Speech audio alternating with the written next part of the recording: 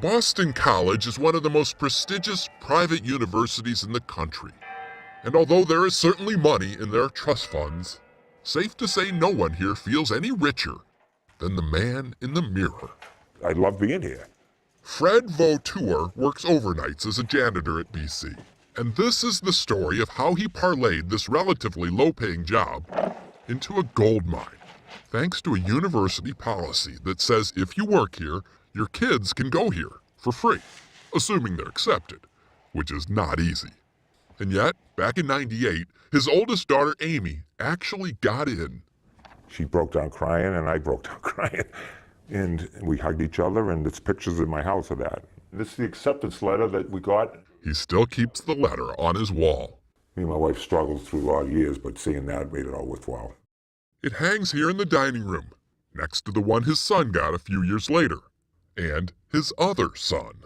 In fact, today his house is pretty much wallpapered in Boston College acceptance letters, as all 5 of his kids got in. He really opened the opportunity for us. And it was never a question of if we would go to college or not. We will go to college, and that's what he instilled in us. So the kids say Dad and Mom didn't pressure them to succeed.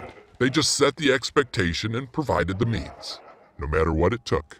You live for your kids, so they could have a better life than I had. Fred insists his kids are now all smarter than he is.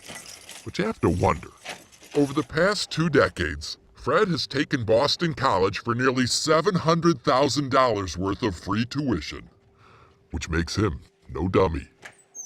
His last daughter, Alicia, graduates next week. A relief to the school, I'm sure. But not to Fred, who says these college years flew by too fast. I was 44 at the time, and now I'm 62, and it's like, wow. You know?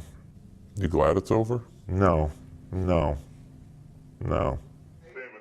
When it comes to kids, watching them reach the top is definitely a reward. But Fred says climbing the ladder with them is even better, even if you have to vacuum the steps along the way. Steve Hartman, On the Road.